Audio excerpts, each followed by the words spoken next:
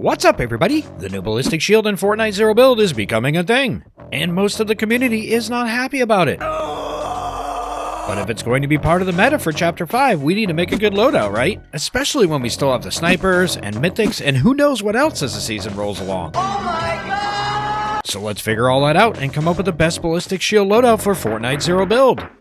Obviously, we start with the shield. It's covered with a ranger pistol, but it only does 18 damage and reloads a little slower, and it cannot be modded. Did you know that pistols could be modded? Me neither until I made this video. The more you know. So you can sprint at somebody with the shield and knock them back for 50 damage. And you gotta watch your toes too, they can be shot. But if you crouch, all of your hitbox is covered except when you're shooting. There are a few downsides, of course. Players with a grappler can attach to you. Even worse, they could stun your shield and knock you back a bit if they use the attack. And I'm seeing a lot more of that now in matches as of this recording. It's a week and change into the season, and players are getting a lot better with the grappler, that is for sure. Of course it could get nerfed, I'm not sure if it will though.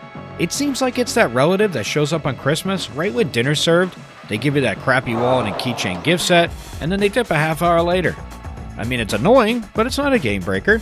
When stuff like this is our reality, is the shield really ruining the balance in Zero build? The other big issue is that pistol has a decent amount of bloom, so it's not going to be your main damage dealer. That is why I suggest a pump as the short-range partner in this dance. You get that big chunk of damage. For shotgun mods, run muzzle brake, laser, and speed mag. When we get the augments, throw a scope on there too. Trust me on that one. You'll see. The swap time isn't bad at all either. I actually expected it to be a problem, but it's okay. The Frenzy Auto isn't as good of a choice here because it can't do the damage of the pump. And I think a lot of players are expecting you to run auto. In their head, they probably think, okay, I just got to keep a little distance, take down that shield, and I can beat them. And if you're using the Frenzy, that outcome is a lot more possible for them. And that's the last thing you want. Remember the rule of fighting in a video game. Be difficult to beat.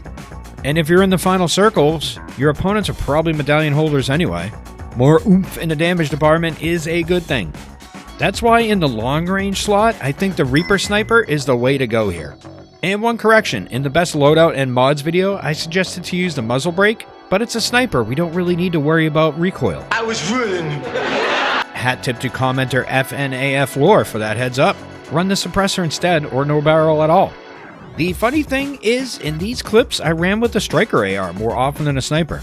I even tested it out with the Nemesis too. Or I ran the sniper instead of heals as a fourth weapon. It is, after all, more of a W-keyer type loadout, and if you run a vehicle or you have some mobility in that utility slot, the AR can get enough opening tags for you.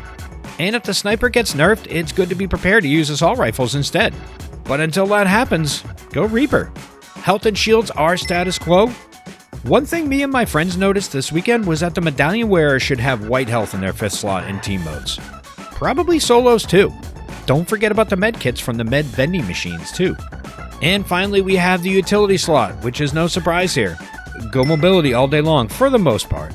I typically recommend shockwaves, especially with that grappler being kinda wonky. And those shocks are very versatile. But if you're facing a lot of fellow Ballistic Shield players, the grappler's attack can work as an effective counter. The funny thing is, it becomes a rock, paper, scissors situation then.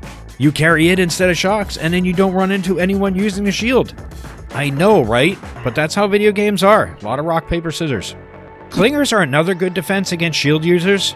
Shield EMPs are good versus the G-Wagons. Bushes were vaulted, by the way, so you can't use them anymore.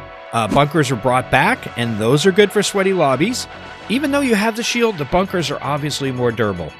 The only issue with them right now is that they're glitched and sometimes placed backwards, and they don't break campfires when they're placed. So keep that in mind if you haven't used them yet this season. But end of day, the mobility covers more situations. Shotgun's out. Right here. Knocked one.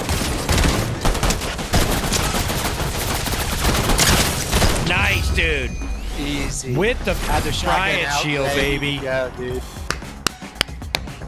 Let's go. So there we go, peeps. The best Ballistic shield loadout so far for Chapter 5 Zero build. Shield, pump shoddy, sniper until it gets nerfed, the grappler, and the best heals and shields for your situation. Don't forget to like. Next video coming right up.